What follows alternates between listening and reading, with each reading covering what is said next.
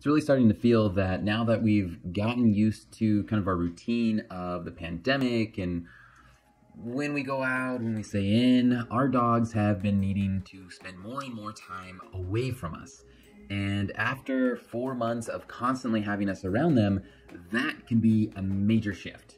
If you've been starting to see this in your dog, then you're in the right video, because we're going to be going over 5 tips and tricks to help your dog deal with you not being around. Hey, if this is the first time we're meeting, I'm Dr. Emerald with Working Canine Club, and my mission is to give those training their own assistants or therapy dogs tips, tricks, and tools to be more successful in their dog's training. In this video, we're going to be going over 5 tips to help your dog deal with you not being around them as much anymore.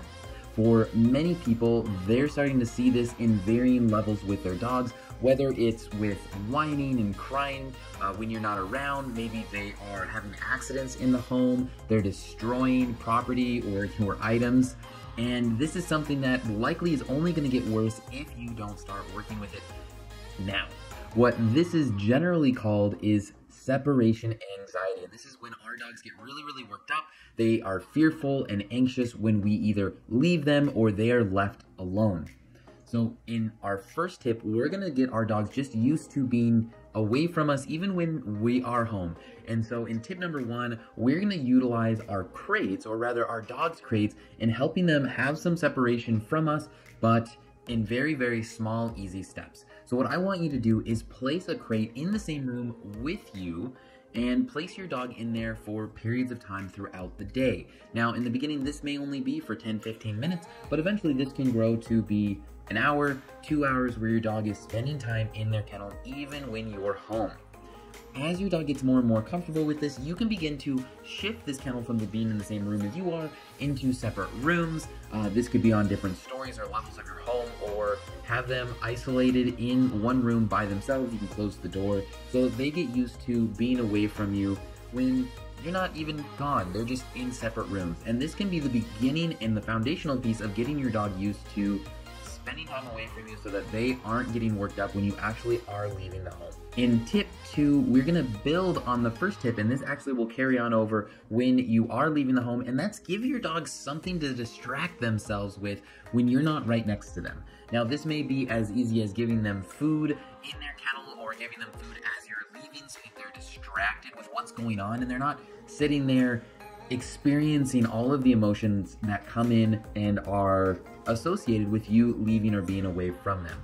What you can also do is have one of their toys that is appropriate and safe, not only for their age, but also when they're not being supervised by you. So this could be a hard chew, maybe a bone that is large enough that is not a choking hazard for your dog. That way they can be spending the time having a good time with whatever item you've given them, rather than sitting sulking and being in the emotions of you no longer being right next with them. For tip number 3, we're going to start preparing our dog for us eventually leaving the home. And instead of actually leaving, what we're going to do is we're going to get our dog used to the idea that just because we're putting on shoes, just because we're grabbing our purses, our wallets, our keys, it doesn't actually mean that we will be leaving. So what I would like you to do is a couple times throughout the day, over a period of a week or 2 weeks, is simply put your shoes on. Grab your keys. If for myself, I always fill up a water bottle before I'm leaving, and then just go and sit back down, maybe read a book, throw on a show that you're watching, watch some more YouTube videos on training your dog on our channel. That way your dog isn't associating all of these different things as actually being the workups and the beginnings of you leaving the home. And over time, the beautiful thing is you can start doing this and actually be getting ready to leave, but your dog isn't getting worked up for those first 5 or 10 minutes that just builds and builds and builds. Instead, they just are like, oh yeah, I've seen them do this before. This is no big deal. This is just simply part of their routine and what they do.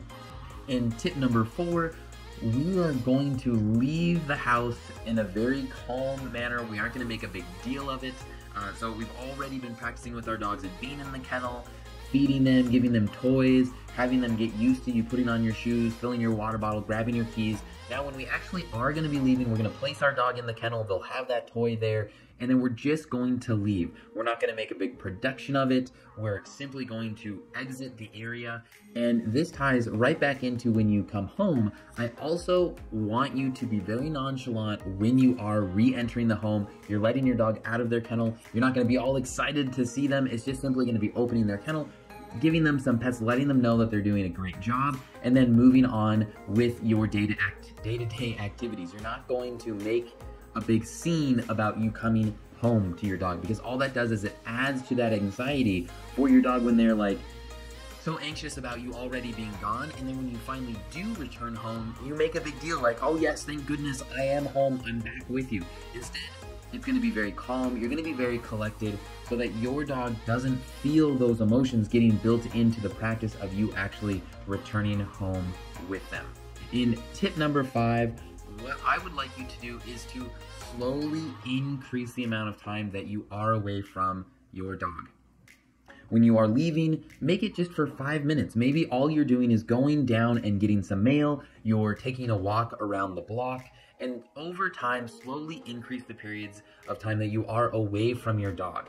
The reason for this is if your dog is getting more and more comfortable with you being away for small amounts of time that slowly build and build and build, it doesn't feel like as big of a deal when you are gone for half an hour, when you're gone for an hour, 2 hours, whatever it might be, because they've had practice and they know that you will be coming back, that it's okay, and they don't have to just deal with learning essentially how to swim by being thrown into the pool.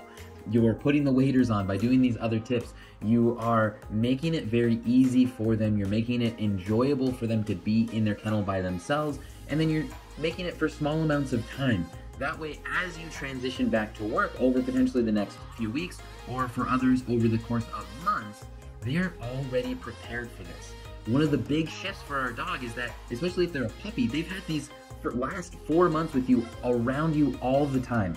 And if you're suddenly to just disappear on them for half a day, for a full day, that's a huge shift, and that can be really, really hard for your dog. They don't know what to expect with that. You're changing all of the rules that you've set in place over these past 4 months, especially during that developmental period for them. So keep these things in mind. As you're working through this, there may even be something that got a tongue twister there, but there may be some setbacks along the way. That's okay. Continue working on this stuff with your dog. Be positive. Use the tips such as using the kennel. The kennel is your friend in this. That way your dog is going to be staying safe when they're at home. If they do happen to have an accident, it's not the worst thing. If it's in the kennel, it's easily cleaned up. You don't have to go searching around your house. Your dog is going to be safe because they're not able to get into things that they shouldn't be. You've also given them an appropriate toy to chew on and to work some of that energy out while you're gone. As an extra added bonus, I would highly recommend exercising your dog before you leave. Can be really, really helpful, because then they'll likely just sleep during the time that you're gone as well. Now, when you're exercising your dog, this doesn't mean just simply going on a walk. They need to run, they need to sprint. That's how our dogs get that built-in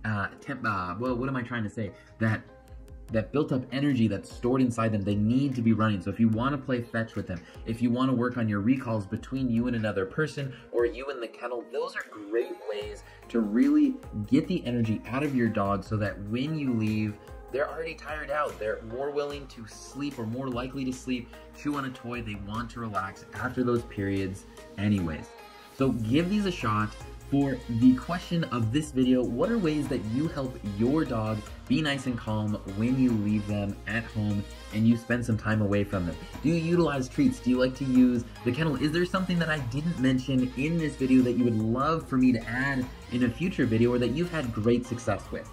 If you found value in today's video, make sure to hit the subscribe and notification bell below to stay up to date on the videos that we post every week. I'm Dr. Emerald with Working Canine Club, and thank you so much for tuning in. I'll see you all in another video. Bye!